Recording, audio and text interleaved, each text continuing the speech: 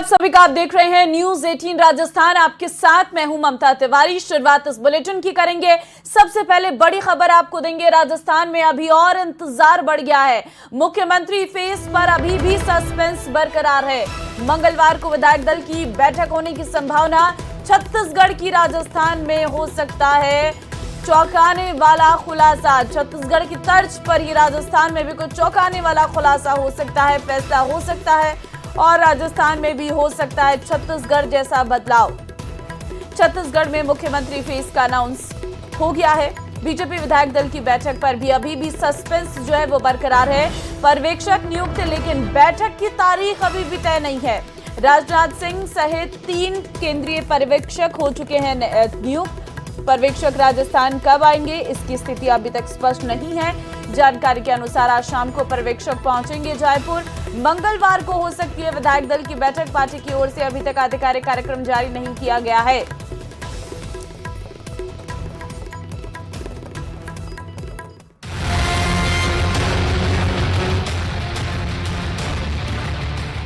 Chhattisgarh CM पर मुहर। अब राजस्थान और एमपी की बारी। छत्तीसगढ़ में चौंकाया, राजस्थान में भी चौंकाएंगे। रक्षा मंत्री राजनाथ करेंगे विधायकों से मंथन। राजस्थान को जल्द मिलेगा नया सीएम। सीएम के साथ 2 डिप्टी सीएम भी संभव। फेस पर मंथन और कितना चिंतन।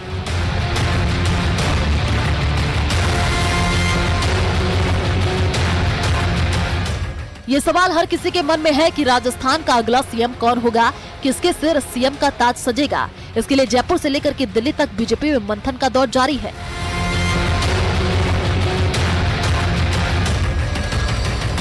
कहा जा रहा है कि राजस्थान के नए मुख्यमंत्री के कयासों पर छाए बादल सोमवार छट जाएंगे। भाजपा के प्रदेश मुख्यालय में सोमवार को विधायक दल की बैठक हो सकती है, जिसमें राजनाथ सिंह, विनोद तावड़े और सरोज पांडे सीएम के नाम का ऐलान करेंगे। मुख्यमंत्री के साथ 2 उप मुख्यमंत्रियों के नाम भी घोषित किए जाने की चर्चाएं हैं। डिप्टी सीएम में एक महिला और एक आदिवासी चेहरे को मौका दिया जा सकता है, क्योंकि 5 महीने बाद ही लोकसभा के चुनाव हैं। ऐसे में महिला को उप मुख्यमंत्री बनाकर आधी आबादी को और आदिवासी चेहरे को उप मुख्यमंत्री बनाकर दलित वोट बैंक को साधने का प्रयास किया जाएगा। अब आपको बताते हैं अब तक क्या क्या हुआ। 3 दिसंबर को नतीजे आए। बीजेपी को 115 सीटें मिली। दिल्ली में वसुंधरा राजे ने बीजेपी अध्यक्ष जेपी नड्डा से मुलाकात की। 1 घंटे चली मुलाकात के दौरान वसुंधरा राजे के साथ दुष्यंत सिंह भी मौजूद थे। बाबा बालकनाथ ने गुरुवार को गृह मंत्री अमित शाह से मुलाकात की। बीजेपी ने राजनाथ सिंह, सरोज पांडे और विनोद तावड़े को पर्यवेक्षक बनाया। मंगलवार को बीजेपी विधायक दल की बैठक होगी। केंद्रीय पर्यवेक्षक विधायकों से रायशुमारी करेंगे, हाईकमान को रिपोर्ट देंगे। छत्तीसगढ़ में सीएम फेस को लेकर बीजेपी ने सबको चौंका दिया है। विधायक दल की बैठक में सीएम के नाम पर मुहर लगा दी है। राज्य के बड़े आदिवासी चेहरा माने जाने वाले विष्णुदेव साय को यह जिम्मेदारी सौंपी गई है। पीएम मोदी उसी नेता को राजस्थान की कमान देंगे जो 24 में 25 की गारंटी दे सके।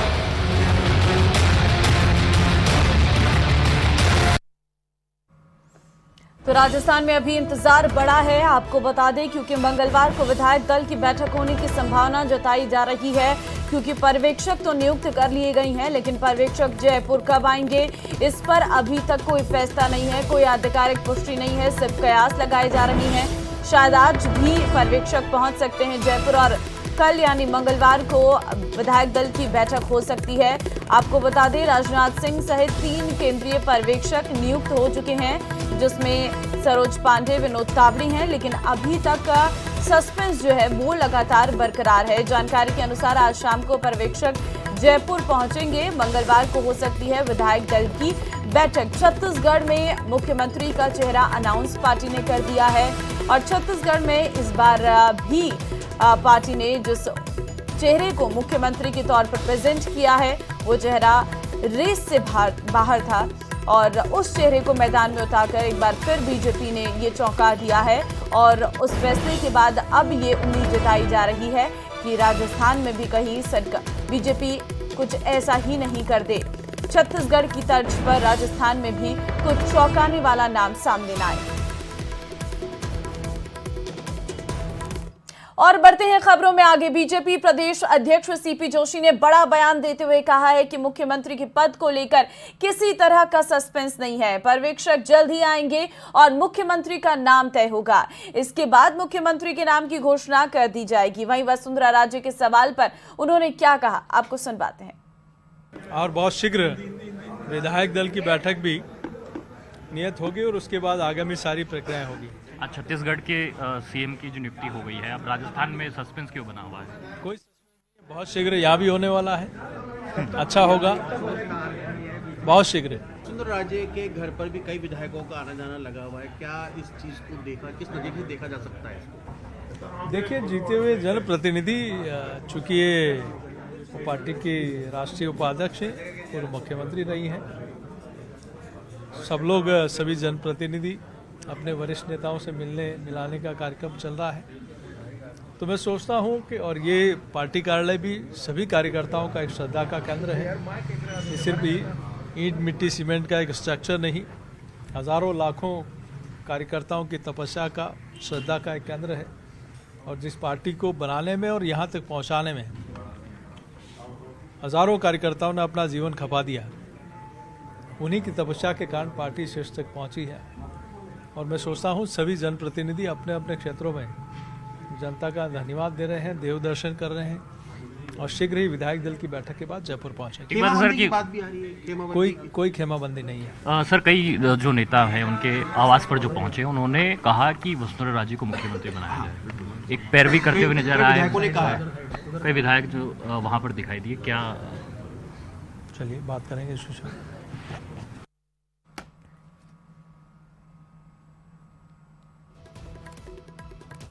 आगे बढ़ते हैं। गहलोत सरकार में मंत्री रहे और निम्बाहेड़ा के पूर्व विधायक उदयलाल आंजना बीजेपी उम्मीदवार के खिलाफ चुनाव हार गए हैं। ऐसे में आंजना ने हार के बाद बीजेपी पर हमलों की बौछार कर दी है। बीजेपी पर निशाना साधते हुए आंजना ने कहा कि उन्हें हराने के लिए पैसे बांटे गए, यहां तक कि महिलाओं का पायजेब बांटकर वोट खरीदे गए।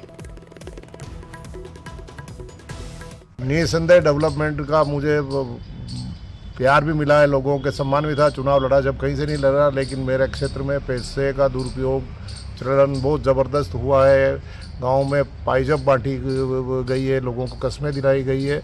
बाकी मैंने तो पहले वाले उस चुनाव में 1,10,000 वोट लिए थे और इस बार 1,12,000 वोट लिए। तो मुझे तो अपने कार्यकाल पर पूरा है कि मैंने जो काम किया उसका जनता ने सराहा है। लेकिन अब बेचारे आदिवासी और गरीब तबका पैसे के प्रभाव में आ ही जाता है, इसमें कोई दो राय नहीं है। इसके अलावा कोई कारण नहीं रहा मेरे हार का कि पैसे बांट करके मेरे को हराया गया, बाकी मैं नहीं हारता। और चलिए जयपुर से अब आपको बड़ी खबर देंगे। गोगामेडी हत्याकांड में बड़ा अपडेट सामने आया है। दोनों शूटरों की आज कोर्ट में पेशी होगी, सहयोगी की भी आज कोर्ट में पेशी होगी। आरोपियों को रिमांड पर लेगी पुलिस। क्राइम सीन रिक्रिएशन कर सकती है पुलिस। हत्याकांड में इस्तेमाल हथियार बरामद नहीं है। 5 दिसंबर को हुई थी गोगामेडी की हत्या। आपको बता दें 5 दिसंबर को गोगामेडी की हत्या हुई थी। हालांकि गिरफ्तारी आरोपियों की हो गई है। हत्याकांड में इस्तेमाल हथियार बरामद नहीं है। सुखदेव सिंह गोगामेडी के हत्यारे पुलिस के हत्थे चढ़ गई हैं। पुलिस ने आरोपियों को चंडीगढ़ से गिरफ्तार किया है। अब आरोपियों से पूछताछ में बड़े खुलासे हो सकते हैं। ये रिपोर्ट देखिए।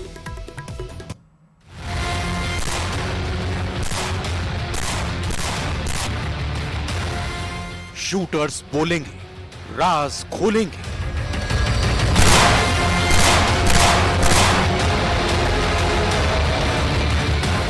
हत्या से पहले की थी रेकी।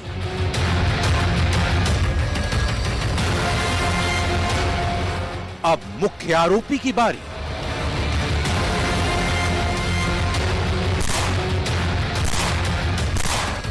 सीसीटीवी की एक तस्वीर 5 दिसंबर की, जब श्री राष्ट्रीय राजपूत करणी सेना के अध्यक्ष सुखदेव सिंह गोगामेडी की गोली मारकर हत्या कर दी गई थी।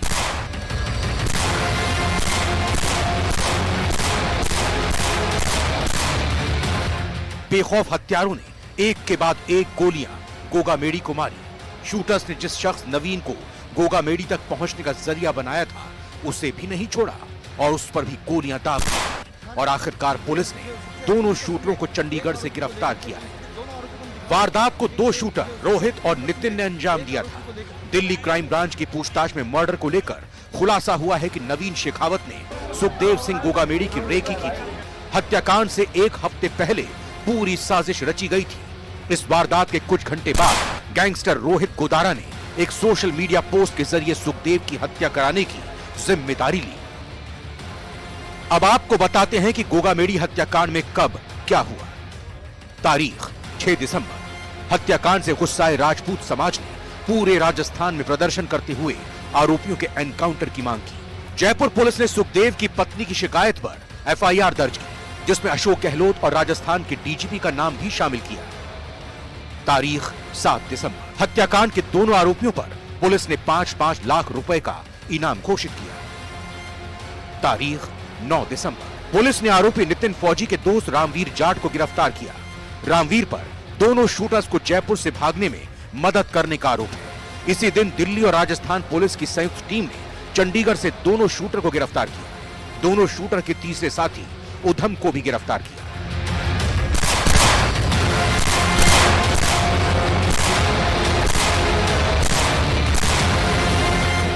आज शूटर रोहित और उसके सहयोगी उधम को दिल्ली की स्पेशल सेल की टीम जयपुर के सौडाला थाने में लेकर पहुंची। भारी सुरक्षा के बीच दिल्ली पुलिस दोनों आरोपियों को जयपुर लेकर पहुंची। इसके बाद Jaipur police commissioner Biju George Joseph ने प्रेस कॉन्फ्रेंस की, जिसमें उन्होंने बताया कि पुलिस मुख्य आरोपी को गिरफ्तार करने की तैयारी में है और रोहित और उधम से पूछताछ के आधार पर आगे की कार्रवाई करेगी। जो मास्टरमाइंड है, जो कॉन्स्पिरेटर, मेन कॉन्स्पिरेटर है, उन तक जाल बिछा रखा है। तो हमारा नेक्स्ट जो चरण है, इस पूरा एपिसोड को जिस तरह तैयार किया उन तक पहुंचे और उनको कानून के सामने लाने का है। ये सब आज के दिन में रिकॉर्ड पर जो चीज आपको कहा है, बाकी जो सूचनाएं उसको चेन बाय चेन, कड़ी से कड़ी हमें स्थापित करना है फाइल में। आरोपियों से अब तक की पूछताछ में खुलासा हुआ है कि हत्याकांड को अंजाम देने के एक हफ्ते पहले पूरी साजिश रची गई। फिलहाल हत्याकांड से जुड़े आरोपी पुलिस की गिरफ्त में है। पुलिस को अब इस हत्याकांड के पीछे शामिल मुख्य आरोपी की तलाश है। पुलिस का दावा है कि जल्द ही उसे भी गिरफ्तार किया जाएगा।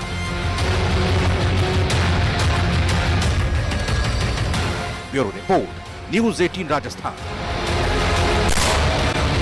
पश्चिमी विक्षोभ के सक्रिय होने की संभावना, फिर से बारिश और कोहरे का दौर होगा शुरू। सर्दी के तीखे तेवर रहने का अनुमान है।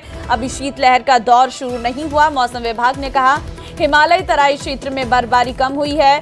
विंड पैटर्न में संभावित बदलाव में देरी है। टोंग में सर्द हवाओं से जनजीवन प्रभावित हुआ है। न्यूनतम तापमान 9 डिग्री तक पहुंचा है। ओस और कोहरे में बढ़ोतरी होगी, ये जानकारी सामने आई है। तो पश्चिमी विक्षोभ के सक्रिय होने की संभावना, पारा लुढ़कने से बड़ा है गलन का एहसास। सर्दी के तेवर तीखे रहने का अनुमान है। न्यूनतम तापमान 9 डिग्री तक पहुंच गया है। तो ठंड की दस्तक और पश्चिमी विक्षोभ के सक्रिय होने की संभावना। अभी शीतलहर का दौर शुरू नहीं हुआ। मौसम विभाग ने कहा अभी और परिवर्तन हो सकता है। हिमालय तराई क्षेत्र में बर्फबारी अभी कम हुई है और आगे बर्फबारी जितनी बढ़ेगी उतनी ठंड हवाएं जो है लोगों को परेशान कर सकती हैं। विंड पैटर्न में संभावित अभी बदलाव हो सकते हैं। टोंग में सर्द हवाओं से जनजीवन प्रभावित हुआ है।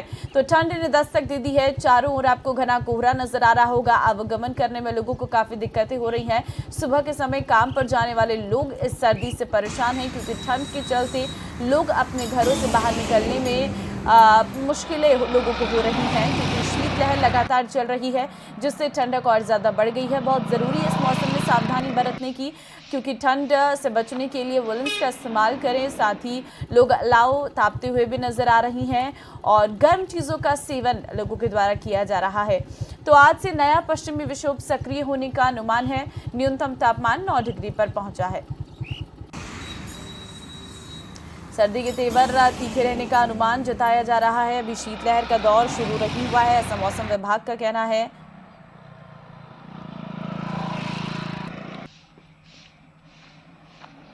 और सर्दी के तेवर आने वाले समय में तीखे रहने का अनुमान है। न्यूनतम तापमान 9 डिग्री तक पहुंचा है।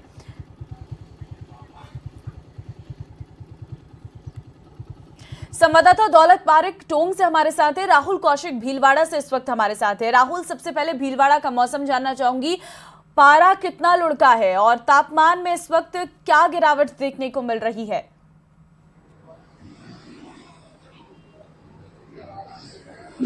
जी, सर्दी अपने पूरे तेवर भीलवाड़ा में दिखाने लगी है। कहीं ना कहीं लोगों की दिनचर्या में को प्रभावित कर रही है। तापमान में गिरावट आई है। 13 से 16 डिग्री के बीच में तापमान जा रहा है। न्यूनतम तापमान 12 डिग्री जा रहा है। कहीं ना कहीं सर्दी पूरा तेवर दिखा रही है। आप जैसा कि देख सकते हैं किस प्रकार से लोग बाग इकट्ठे होकर जो तप है इसको ताप रहे हैं। जो ये अग्नि जलाई गई है इससे गर्मी का एहसास ले रहे हैं ताकि उनको गर्मी का एहसास हो सके। और लगातार शॉल ओढ़ के घरों से बाहर निकला जा रहा है ताकि जो सर्दी है इनको ना लगे। और कहीं ना कहीं लोगों की दिनचर्या में बहुत ही फर्क आया है। जो लोग बाग 6:30-7 बजे घरों से बाहर निकलते थे, घूमने के निकलते, तो कहीं ना कहीं उसमें भी फर्क आया है और खान पान में भी फर्क आया है। हमारे साथ कुछ लोग हैं, इनसे बात करेंगे, बात करने की कोशिश करेंगे, जानेंगे कितना फर्क आया है, सर्दी बढ़ गई है, कितना फर्क आया आपकी दिनचर्या में, खान पान में। सर काफ़ी फ़र्क आया है। जैसे कि हम सुबह सुबह जल्दी वॉक पे निकलते थे, अब लेट निकल नहीं आ रहा है और खान पान भी काफ़ी चेंज हो चुका है, दिनचर्या चेंज हो चुकी है और काफ़ी खान पान में फ़र्क आया है। जैसे पहले ठंडी चीज़ें खाते थे, अब गर्म चीज़ें खाते हैं। जैसा आप देख सकते हैं, हम अभी चाय पीने आए हुए हैं यहाँ पे वॉक के बाद। देखिए, मैं आपको दिखाना चाहूंगा किस प्रकार से यहाँ पे ठेला लगा हुआ है चाय का। गरम गरम चाय बनाई जा रही है। लोग यहाँ पे चाय पीने पहुंच रहे हैं ताकि सर्दी से बचा जा सके। मेरे उस तरफ ये खाली मार्ग है, रेलवे स्टेशन है ये, जहाँ इस समय बहुत ही भीड़ रहती थी। लोग अपनी मॉर्निंग वॉक के लिए निकलते थे। कभी कम लोग यहाँ पे आपको देखने को मिलेंगे। यहाँ पे एक कचौरी की दुकान भी है आगे, तो लोगों की भीड़ वहां पे भी है। तो कहीं ना कहीं जो व्यंजन लोगों को गर्माहट दे, जो चीजें लोगों को गर्माहट दे, शरीर में गर्मी पहुंचाए, वैसी चीजें खाई जा रही है। लगातार लोग तप ताप रहे हैं और शॉल ओढ़ के घरों से बाहर निकल रहे हैं ताकि उन्हें सर्दी का एहसास कम हो। पर सर्दी अपने तेवर पूरी तरह दिखा रही है। लोगों को अपने घरों से बाहर निकलने के लिए कहीं ना कहीं ऐसी स्थिति पैदा करी कि घरों से बाहर कम निकले, पर फिर भी लोग बाग सुबह अपनी दिनचर्या को चालू करने के लिए घरों से बाहर जरूर निकल रहे हैं। जी बिल्कुल, और क्यों ना कहीं मौसम में परिवर्तन ही ये स्थिति को बना रहा है। राहुल, लौटते हैं आपके पास। दौलत पारेख टोंक से संवाददाता हमारे साथ है। दौलत, टोंक का मौसम कैसा है? वहां पर तापमान में कितनी गिरावट दर्ज की गई है?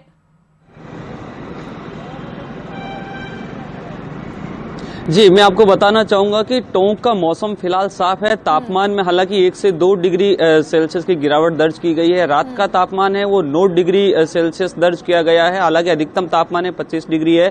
लेकिन मौसम विभाग ने आज से पश्चिमी विक्षोभ के सक्रिय होने की संभावना जताई है, बादल छाए रहने की संभावना जताई। लेकिन फिलहाल मौसम साफ है। लेकिन तापमान की गिरावट के बाद शहरी और ग्रामीण इलाकों में जो लोगों का जनजीवन है वो काफी प्रभावित हुआ है। शहरों में दफ्तर जाने वाले लोग हो या फिर स्कूली बच्चे हो, उनको इस सर्दी में काफ़ी मुश्किलों का सामना करना पड़ रहा है। दूसरी तरफ ग्रामीण इलाकों की बात करें तो सिंचाई करने वाले जो लोग हैं उनको इस सर्दी में काफ़ी दिक्कतों का सामना करना पड़ रहा है। बिजली जो है वो दिन में देने की मांग की जा रही है। रात को जो सिंचाई कर रहे हैं उनको काफ़ी परेशानियों का सामना करना पड़ रहा है। हालांकि तापमान में गिरावट दर्ज होने से ओस की बूंदें जो है वो गिरने की वजह से फसलों में काफ़ी फायदा है।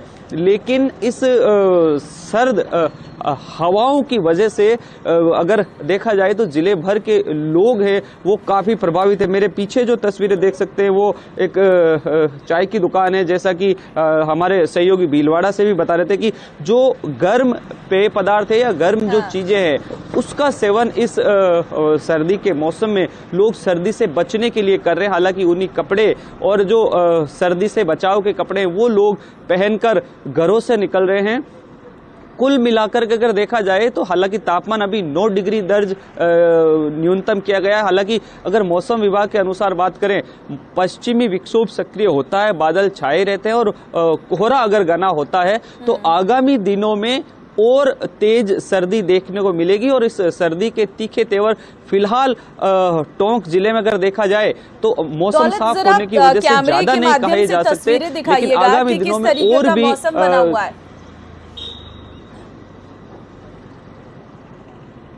जी बिल्कुल तस्वीरें के जरिए मैं आपको मौसम दिखाना चाहूँगा। मौसम में हल्का कोहरा है, मौसम साफ है। शुष्क मौसम होने की वजह से सर्दी के तेवर जो है वो फिलहाल तीखे ही कहे जा सकते हैं। हालांकि पश्चिमी विक्षोभ सक्रिय होने की वजह से अगर कोहरा होता है और ओस की बूंदें अगर ज़्यादा होती है तो मौसम में और ज्यादा ठंडक देखी बिल्कुल, जा और सकती है, ज्यादा लेकिन ठंडक हो सकती फिलहाल है और ऐसे में मौसम लोगों को अलर्ट शुष्क है रहने की और बहुत साफ जरूरत है। होने आप की लोगों वजह का से फिलहाल सर्दी बहुत जरूर धन्यवाद है। तमाम जानकारी देने के लिए। बढ़ते हैं खबरों में आगे। पश्चिम भारत एवं राजस्थान के इकलौते हिल स्टेशन माउंट आबू में आज भी तापमान 1 डिग्री पर रहा। अब माउंट आबू में पिछले 3 दिनों में 1 डिग्री का सुधार हुआ है, लेकिन पर्यटक भारी संख्या माउंट आबू में इस ठंड का मजा ले रही है। विदेशी सैलानी भी इस ठंड का आनंद उठा रहे। सैलानियों के आने से माउंट आबू के व्यापारियों में भी खुशी का माहौल देखने को मिल रहा। माउंट आबू जो है लोगों से गुलजार है। इस वक्त बाजारों में सैलानियों की भीड़ देखने को मिल रही है।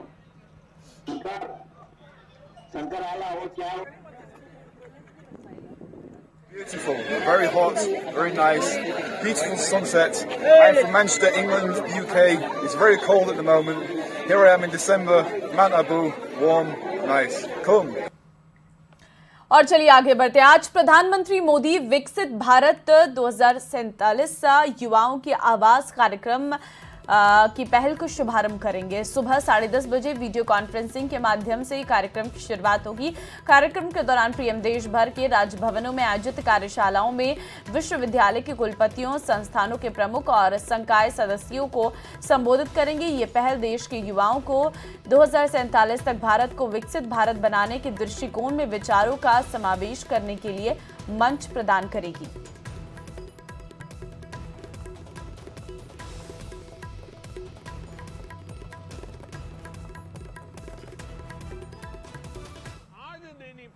और चलिए अब एक नजर आज की